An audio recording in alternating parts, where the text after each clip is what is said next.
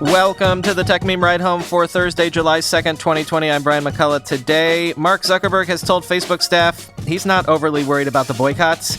Zuckerberg will be among the Fab Four CEOs of the biggest tech companies, minus Microsoft, slated to testify before Congress later this month. Police hacked an encrypted phone network popular with mafia types, and the results won't surprise you. And also, the weekend long-read suggestions. Here's what you missed today in the world of tech. Sources are telling The Information that Mark Zuckerberg has told staff that Facebook won't change any policies because of a, quote, threat to a small percent of our revenue due to the ad boycotts, and also that he expects those disgruntled advertisers participating in the boycotts to return, quote, soon enough. Quoting from The Information piece. Zuckerberg gave his thoughts on the boycott, which now includes large brands like Starbucks and Coca-Cola, during a video town hall meeting last Friday, according to employees who attended. In the previously unreported remarks, Zuckerberg said the boycott is more of a, quote, reputational and partner issue than an economic one, according to a transcript obtained by The Information. He noted that large advertisers participating in the boycott make up a small portion of Facebook's overall revenue, and he said, quote, "We're not going to change our policies or approach on anything because of a threat to a small percent of our revenue or to any percent of our revenue," end quote. And then quoting again, "We don't technically set our policies because of any pressure that people apply to us," Zuckerberg told employees when asked about the boycott. "And in fact, usually I tend to think that if someone goes out there and threatens you to do something, that actually kind of puts you in a box where in some ways it's even harder to do what they want because now it looks like you're capitulating, and that sets up bad long-term incentives for others to do that to you as well," end quote. While he acknowledged that the boycott, quote, hurts us reputationally, Zuckerberg said that small businesses make up the vast majority of Facebook's ad revenue, a dynamic he suggested insulates the company from threats by larger advertisers. He said the company needed to embark on a, quote, big education campaign to make clear that, quote, our practices and our proactivity overall across the whole community actually make us the best at addressing the problem of hate speech, end quote. Indeed, but the point that I made yesterday still stands. If Facebook properties continue to gain a reputation for being down market because of controversy or what have you, well, just look at the YouTube example. YouTube has spent the better part of 15 years trying everything they can think of to convince advertisers they are a safe space for brands to advertise, and yet they still don't command nearly the rates that broadcast video and increasingly streaming video commands, because the brands aren't entirely convinced, and because the brands feel safer in spaces where the content is curated. That's half the reason why everyone is racing to streaming, the market opportunity of higher CPM rates. So the longer-term worry here is not that this advertiser will leave or that one will cut their spend. It's that the rates overall that Facebook and others in social can command could fall over time if the reputation of these platforms is what suffers. It's a reputational risk to an entire market, not just a PR risk from a simple boycott. Mark your calendars. We're apparently going to have the biggest day ever of tech congressional testimony. Representative David Cicilline, the chair of the House Judiciary Committee's antitrust panel, says that Apple CEO Tim Cook has agreed to testify before the panel in late July alongside the CEOs of Facebook, Amazon, and Google. Apple Insider gives you the tick by tick of how this all went down. Quote, Facebook CEO Mark Zuckerberg and Google CEO Sundar Pichai committed to testify before lawmakers in June, though they conditioned their participation on the appearance of other executives involved in the inquiry. Amazon CEO Jeff Bezos is also expected to testify after being threatened with a subpoena, end quote. And I couldn't do better giving you the color commentary on what we might expect from this in a few weeks than this Twitter exchange from Kara Swisher, so let me just quoting Kara first.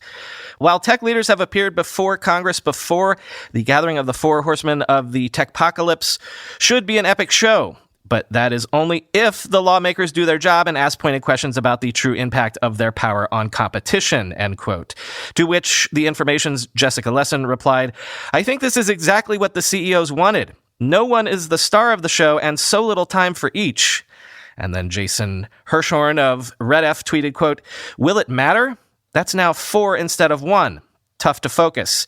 And no one at these hearings has proven to the public they truly understand the issues. To which Jason Kint replied, I hear your concerns, but that's unfair having watched closely. A few members have become very educated on the issues along with committee staff. Most important, we'll be keeping to a limited subcommittee so members can do follow-up and have plenty of time. I hear you and understand, but the perception even of the Zuckerberg hearing was unfair. The issue was format, rush job, timing, and Facebook lobby capture. That's all changed. In 2 years, a lot has been learned on staff level. Same in other parliaments. Work to do, end quote. And then I also saw someone else on Twitter last night, though I couldn't find the tweet, say, Bezos will be the big target of the hearings. Zuckerberg will attract the cameras and the headlines. And meanwhile, Cook and Pichai will probably just hope to hang back in the cut a bit and try not to be noticed. Facebook is shutting down Lasso, its erstwhile TikTok clone that it launched only a year and a half ago. If you want to Lasso for the first time, you better do so before July 10th, when Lasso's getting shut off. The reasons for the shutoff should be obvious, quoting TechCrunch. Lasso had fewer than 80,000 daily active users on Android, the highest it has ever had, in Mexico, its biggest market, on June 1st, according to mobile insights firm App Annie, data of which an industry executive shared with TechCrunch. The app had so few users on iOS, and it struggled so much in other markets that the figures were too low for App Annie to track in other markets. Earlier this week, Facebook announced it was also shutting down Hobby, an app that allowed users to document their personal projects. Hobby 2 was an experimental project by Facebook, end quote. This will give us a nice little transition into the Longreads segment because this is pretty interesting if you want to dive into it. Police apparently infiltrated an encrypted phone network called EncroChat, which was apparently very popular with organized crime types in Europe. And the police then gleefully read millions of messages in real time by those same organized crime types. This surveillance led to tons of international arrests. Quoting Motherboard, French authorities had penetrated the EncroChat network, leveraged that access to install a technical tool in what appears to be a mass hacking operation, and had been quietly reading the user's communications for months. Investigators then shared those messages with agencies around Europe. Only now is the astonishing scale of the operation coming into focus. It represents one of the largest law enforcement infiltrations of a communications network predominantly used by criminals ever, with EncroChat users spreading beyond Europe to the Middle East and elsewhere. French, Dutch, and other European agencies monitored and investigated more than 100 million encrypted messages sent between EncroChat users in real time, leading to arrests in the UK, Norway, Sweden, France, and the Netherlands, a team of international law enforcement agencies announced Thursday. As dealers plan trades, money launderers wash their proceeds, and even criminals discuss their next murder, officers read their messages and started taking suspects off the street, end quote. Didn't I do a story not too long ago how it turned out apparently that some sort of encrypted channel used by various governments going back to the 1960s was in fact all along technology developed by the CIA, who then used that technology to listen into, for example, the Iranian government during the 1979 hostage crisis? Yeah. Shouldn't that sort of thing, or hacking like this sort, be going on all the time? Don't you assume that it is? Like, if you don't think that it's going on way more than we know, then you're probably really naive. Because it's so obvious. Why would you not do it? Why do you think governments are so wary of TikTok? Sometimes you fear the most the thing you suspect in others that you know you're guilty of yourself.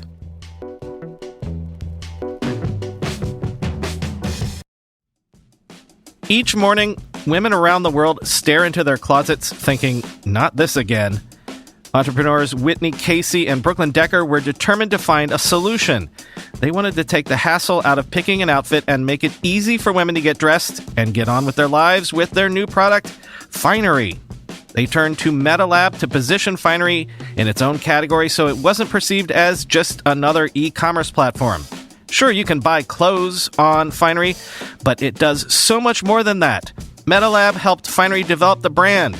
build a marketing site, and helped Finery integrate machine learning to get to know a woman's personal style and offer daily outfit inspiration based on her unique look. Quoting Brooklyn Decker and Whitney Casey, "At first, we were skeptical. Could this shop actually deliver on its reputation? The answer is yes. 100 times yes. We heart MetaLab. Let them take your idea from something sketched on the back of a napkin to a final shipped product. Check out MetaLab at metalab.co. That's metalab.co, and when you get in touch, tell them Brian sent you." I want to tell you about a podcast that you definitely should try out this long holiday weekend. The Jordan Harbinger Show is something that listeners to this show would absolutely love. It's a podcast that digs deep into the untapped wisdom of the world's sharpest minds. From legendary creators to intelligence operatives, iconoclastic writers to visionary changemakers. The Jordan Harbinger Show is an Apple Top 50 podcast and was among Apple's best of 2018.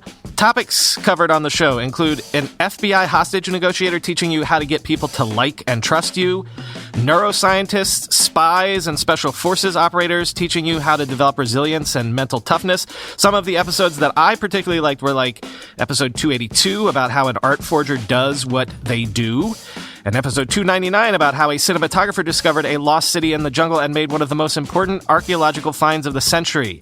This isn't pop psychology or superficial advice or BS inspiration porn. This is a podcast that offers meaningful, fun, life-changing insights with a practical edge. I really enjoy the show, and I think you will too. Search for The Jordan Harbinger Show on Apple Podcasts, Spotify, or wherever you listen to podcasts. Time for the weekend long read suggestions, and sometimes the long reads pop up just in time to go deeper into things that we literally have just been talking about. Bunch of those this week. First, Marker has a piece up entitled, "Mirror wanted to be the next iPhone. Instead, it's selling to Lululemon." So yes, a deeper dive behind the company at the center of the big acquisition story of the week. Quote, "Fitness, in other words, was only the gateway drug for the Mirror to become the content delivery system for anything else virtual. We're building the third screen in your life," she said. The possibilities were endless: telemedicine, fashion, therapy. Putnam had raised $74.8 million from VCs along with celebrity customers including Alicia Keys, Reese Witherspoon, Gwyneth Paltrow, and Kate Hudson, earning the 4-year-old startup a $300 million valuation and a lot of buzz, end quote. Yeah, so if that was the opportunity, and seemingly this is the moment in this COVID moment where exercising remotely is a huge thing and the likes of Peloton and others are seeing record sales, why sell now? The piece suggests, in essence, maybe the angle to look at here is in an era where yoga studios and gyms are closed for the foreseeable future, consider what the strategic angle for Lululemon is. Next, YouTube TV, as I told you just yesterday, has raised prices to levels approaching the traditional cable TV bill, and we speculated about the dollars and cents behind that. According to The Verge, we were right. It's exactly what we speculated. Quote, "The problem lies in the fact that all of these companies, internet, TV, and cable alike, aren't really fighting with each other to keep prices down. They're fighting with content providers like Viacom CBS, Disney, Warner Media, NBC Universal, Fox Corporation, and Discovery, which license out the rights to air their channels to cable providers like Verizon and YouTube TV. And they do not like to license their content cheaply. YouTube TV, Fubo, Hulu, and the rest may want to offer their original low prices, but they're at the mercy of carriage fees. The competition that matters here isn't what YouTube and Hulu charge, or even what Optimum and Verizon Fios charge, but what Viacom CBS and Disney's licensed content costs," end quote. So in essence, you have a revolution happening in video, for sure, but only on the distribution end. The underlying raw materials of this video hasn't been revolutionized at all, and it's just as expensive as it ever was. I really want to make some sort of analogy to the illegal drug trade and the underlying cost of, say, cocaine, but that seems a bit much, so I'll hold off. And next, the great Steven Sinofsky has an annotated tweet storm on his blog that looks at the announcement of Apple Silicon over the recent weeks and says that this is really a miracle of strategy and execution. Here's a nice summation of what you'll learn if you read Stephen's piece. Quote, 3 factors continue to blow me away, for lack of a better expression, especially after today.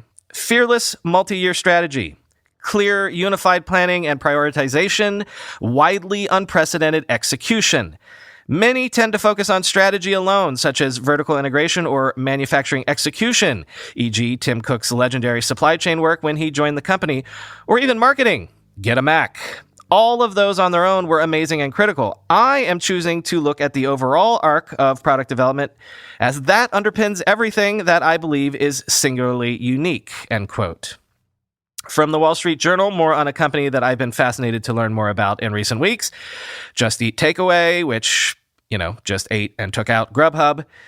And Jitsi Groen, the founder of Takeaway.com, who has slowly cobbled together a colossus through acquisitions. In fact, I learned that Just Eat Takeaway has done $20 billion in acquisitions in just the last 4 years. Quote, the rapid deal-making has been underpinned by Just Eat Takeaway's belief that the future of its business lies in having restaurants handle the delivery part themselves, avoiding the costs of building fleets of drivers and cyclists to transport meals to customers. Both Just Eat Takeaway and Grubhub have some driver networks of their own, but their business revolves around taking a cut from restaurants and chains that use their websites to advertise and take orders. U.S. rivals like Uber Eats, DoorDash, and Postmates use their own drivers for almost all deliveries. We don't put people on bikes, said Jitsi Groen, who founded Takeaway.com in 2000 and took it public in 2016. Last year, it recorded its first annual profit since its initial public offering, crediting its, quote, marketplace model, end quote. This doesn't maybe satisfy my true self-driving by 2020 wager, but Vox says that true networks of self-driving trucks are becoming a reality in the U.S. right now as we speak. Quote, on Wednesday, the San Diego-based self-driving startup Too Simple announced what it's calling the world's first autonomous freight network. That means that the company is laying the groundwork for delivering a lot more of our stuff with self-driving trucks. Too Simple is hardly the only company working to make fully automated shipping a reality. Several companies, including Aurora, Daimler, and Embark Trucks, are competing for a slice of the future of self-driving freight trucks. Alphabet-owned Waymo confirmed on Tuesday that it will be expanding its own self-driving trucking routes throughout the American Southwest and Texas, following previous tests in Arizona, California, Michigan, and Georgia. Too Simple's expansion plans seem more concrete than some of its competitors, though. The company is expanding existing shipments with UPS, which also has invested in Too Simple, and the food service delivery giant McLane. The major shipping company U.S. Express, one of the nation's largest freight companies, will also start shipping goods through Too Simple, which now has 22 contracted customers. And those companies will ultimately have influence over which routes are digitally mapped out next for self-driving trucks, end quote, which you would think would be a huge advantage if you're one of those early adopters. And next, I haven't actually read this one, but the cover story in Bloomberg Businessweek asks the provocative question, did a Chinese hack kill Canada's greatest ever tech company? They're talking about Nortel, which was once a leader in wireless technology, but then came a high-profile hack in 2004 that led to leaked documents being sent to a shell company in China and then disseminating widely, and the resulting financial scandal arguably led to Nortel's 2009 bankruptcy. But notice that I said Nortel was once a world leader in wireless. Who's the world leader now? Huawei. Interesting timing there. Don't know if this is true or not, but I think you can get the implication of where this story probably goes. Finally, a piece that you'll need to watch on video to really appreciate again. Disney has developed movie-quality face-swapping technology that could fundamentally change filmmaking. Check the video in the link to this last one to see how good this has actually gotten. We're talking no uncanny valleys here anymore. Quote, face swaps are not uncommon in the film and TV industry. Oftentimes, a stunt double will momentarily look at the camera, requiring extensive post-production to ensure, even for a brief moment, that the person on the screen looks exactly like who they're supposed to. Fixing these problems can often require reshoots or a combination of clever computer graphics and compositing, which is never cheap. But with this new research, existing footage from the same shoot could be used to train the algorithm, which would then fix these problems all on its own. But while overworked visual effects artists and budget-conscious Hollywood producers might celebrate the new tool, it will also make it much harder to spot deepfake videos in the wild. It won't take long for the new approaches in this research to find their way into existing machine learning tools, at which point we can expect a new wave of deepfakes to flood the internet, and there's now a good chance we won't actually know they're fake, end quote.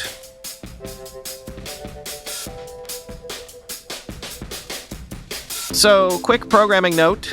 Here in the US, July 4th is 2 days away, but since it falls on a Saturday this year, July 4th is being observed, as they say, on the 3rd, which is tomorrow. So tomorrow is an official work holiday here in the States.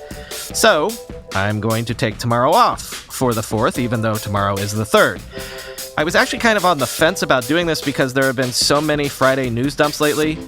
But what I'll do, I think, is if something really major breaks that I think it would bother me to miss or else it would feel stale to talk about next week, I'll just quickly write something up and post it, even if it's only like 2 or 3 minutes or whatever. So like an emergency mini episode if necessary. But barring that, enjoy a long weekend, Americans. I'd not suggest you do a barbecue or whatever unless it's socially distant. I don't know how it's gotten to the point where it's political for me to say that I hope you're careful so you don't get sick, but also I hope you don't get sick because I don't want you to get me sick, but whatever. Somehow that's suddenly a political thing to say, I guess. Anyway, be well, as I used to say, be safe, enjoy the 4th, talk to you on Monday.